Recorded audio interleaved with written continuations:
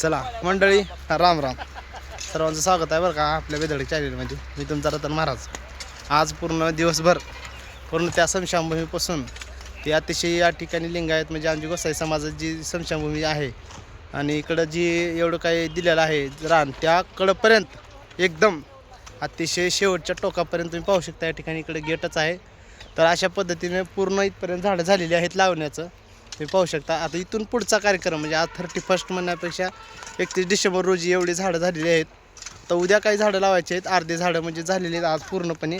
अतिशय सकाळपासून आज एकादशी एकतर आणि दिवसभर काम, त्याच्यामुळं म्हटलं चला निवांत करा म्हणून आज सर्वजण अतिशय गडबड गोंधळ न करता अतिशय छान पद्धतीने निवांत काम करत पूर्ण वृक्ष लागवड या ठिकाणी आम्ही केलेली आहे. पूर्ण त्या कडपासून इथपर्यंत म्हणजे अर्ध्याच्या वरी झाडं म्हणजे वृक्ष लागवडीचं काम आज झालेलं आहे. आणि थोडं जी काम आहे राहिलेलं ती आता उद्याच्या टप्प्यामध्ये आम्ही करणार आहोत. 1 जानेवारी नवीन सुरुवात, नवीन संकल्प आणि नवं कॅलेंडर अशा पद्धतीनं होणारी उद्याची सुरुवात अतिशय गावच्या हितासाठी सर्व समाजाच्या कार्यासाठी उद्या आम्ही या ठिकाणी पूर्ण झाडाचं संगोपन म्हणजे लागवड जी आहे ती पूर्ण करण्याचा प्रयत्न उद्या आम्ही करणार आहे. तर मित्रांनो, आज खूप भरपूर असं काम झालेलं आहे आपल्या लांबजणच्या स्मशानभूमीमध्ये. तुम्ही सर्वजण पाहू शकता.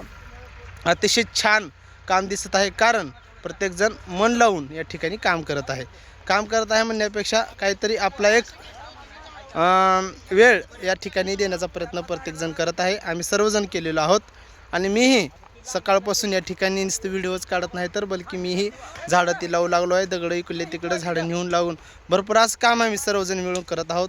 सर्वांनी या ठिकाणी लांबजणसाठी आपल्या या स्मशानभूमीसाठी सहकार्य करायचं आहे. आपल्या या ठिकाणी वैकुंठ कैलासधाम सुंदर असं झाला पाहिजे. आपल्या लांबजणच्या स्मशानभूमीचा आदर्श सर्व आजूबाजूच्या गावाने पूर्ण महाराष्ट्राने घेतला पाहिजे. अशी सुंदर अशी या ठिकाणी आपल्याला आपली स्मशानभूमी म्हणजे कैलास वैकुंठधाम या ठिकाणी करायचं आहे. त्यासाठी आपण सर्वांनी प्रयत्न करायचा आहे आणि अतिशय छान पद्धतीने स्मशानभूमी कशी होईल यासाठी आपण सर्वांनी प्रयत्न करायचा आहे. तर आत्ताच तुम्ही पाहू शकता दिवस मावळ्याला आहे. जा पुन्हा घेतो तुम्हाला जा. तर अशा पद्धतीनं वागली येणार होते आमचे शिवाजीराव काहीतरी बोलणार होते, परंतु आता झाडं नेण्याचं कार्य चालू आहे. कारण सकाळपासून तुम्ही पाहू शकता आता टेक्निक बघा कशी आहे झाडं नेण्याची. हे बोलले आहेत, परंतु लई अतिशय चांगल्या पद्धतीनं सकाळपासून काम या ठिकाणी चालू आहे. आमचे नाशिक मामा आम्ही मसनवाड्या शेताची शेजारी आहेत तेही या ठिकाणी आलेले आहेत.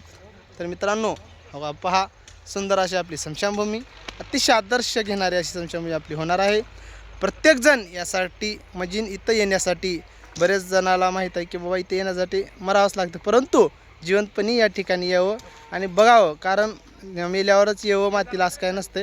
त्यासाठी आपण असंही येऊ शकता. सुद्धा असं पार्क डेव्हलप झाल्यासारखं या ठिकाणी पूर्णपणे स्मशानभूमी झालेली आहे. तुम्ही पाहू शकता अतिशय छान स्मशानभूमी आपली लांबजणची दिसणार आहे. मित्रांनो, येणाऱ्या काळामध्ये तर अजून काय आपल्याला भरपूर करायचे आहे. तोपर्यंत आपण इथंच थांबूया. चला, मी तुमचा रतन महाराज. राम राम.